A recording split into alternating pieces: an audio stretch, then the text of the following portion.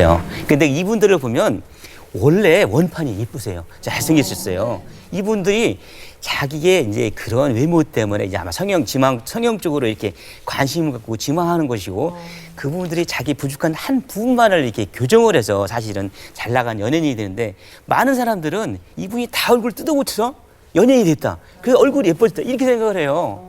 그렇지 않습니다. 성형수술은 절대 자기 자신이 가지고 있는 모습에서 약간 변화되는 정도, 이 정도입니다. 예. 자, 두 번째 팁 볼게요.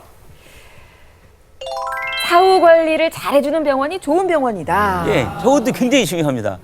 우리가 사후 관리 잘해주는 병원, 요새 보면 저한테 이제 많이 물어보는데 광고를 많이 하는 병원이 잘하는 병원이냐? 이게 많이 물어봐요. 왜냐면 광고를 많이 하면 환자가 많이 오니까 경험이 많아질 거 아닙니까? 근데 사실은 저는 꼭 그렇다고 안 생각해요. 광고를 많이 하는 병원은 물론 환자가 많이 모일 수는 있어요. 근데 이제 그 안에서 이제 수술이 큰 병원은 성형외과 의사들이 보통 20명, 30명씩 있더라고요.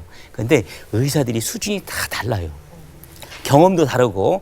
근데 상담하시는 분들이 상담하시면 사실 경우도 많고 이제 설득력 있게 하고 그런 분을 보고서 이제 수술을 결정했을 거 아닙니까? 근데 막상 보면 수술하시는 분 다른 분이에요. 경험이 별로 없는 분. 없는 분을 하는 거. 이것이 이제 우리가 대리 수술이라고 그래서 환자는 많고 자기가 처리할 수 있는 환자의 숫자는 한정이 돼 있고 근데 요즘 아마 많이 근절됐을 거라고 생각하는데 이와 같은 대리 수술 이거 사실 큰 문제거든요. 그래서 우리가 성형 의사라는 직업은 사실 고도의 양심적인 직업이에요. 그래서 자기가 성실하게 상담하고 자기를 믿고 수술을 결정했다. 그런 그분을 모시고 가서 성형 수술을 해주고 또 그 뒤에도 결과도 만약 뭐 환자의 불만이 있다 그러면 성형 수술도 외과 수술이기 때문에 4, 내지 6개월 정도 회복 기간이 필요하다. 적어도 우리 한 3개월 동안 기다려 봅시다. 그러고서 나중에 좀 문제가 생겼다. 그러면 당연히 자기가 책임을 지고 그분이 원하는 분을 교정해주고 어떤 때는 사실은 수술은 잘 됐는데 자기 주관적인 불만이 있는 분이 있어요. 이런 때는 설득을 해서 수술은 여기까지 한계입니다.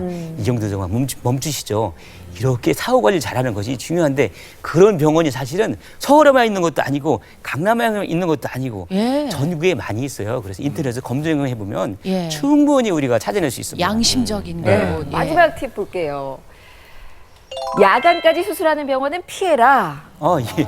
예, 맞습니다. 저 일반인이 잘 모르실 텐데 저 이제 성형외과는 성수기가 있고 비수기가 있어요. 성수기는 물론 이제 여름방학, 겨울방학인데 그 중에서 특히 연휴가 길 때 이때는 이제 많이 모이지 않습니까? 그런데 이분들이 어떤 때 보면 뭐 심야 수술 뭐 11시, 12시 심지어는 새벽 1시, 2시까지 수술한대요. 그러면 이분들은 사실은 의사는 기기가 아니에요. 미용 수술은 자기가 고도의 정신적인 집중력, 신체적인 체력이 바짝이 돼가지고 예민한 수술이거든요. 근데 이게 심야까지 수술하시는 분이 놀다가 심야에 수술은 아니거든요. 계속 일하셨다는 얘기죠. 아침부터 계속 피로가 누적이 돼 있는데 그분이 그렇게 거기 맡긴 분이 결과가 좋겠어요. 전에 실제 저한테 한 분이 오셨는데 코 한쪽 이만큼이 이게 없어요. 코 날개가. 그래서 깜짝 놀라서 이거 심각하더라고요. 벌써 깜짝 놀랐습니다. 어떻게 코날개가 없으니까 그랬더니 자기를 수술하신 분이 새벽 3시까지 자기는 수술 받았대요. 그러다가 졸다가 여기를 잘랐대요. 어머나. 어떻게 그런 일이 있을 수 있어? 이게 지금 말이 됩니까? 그래서 나중에 제가 이제 거꾸로 이제 알아봤더니 그분이 성형외과 전문의분은 아니시더라고요. 그래서 지금 아마 여러 가지 법적으로 걸린 것으로 알고 있는데 KBS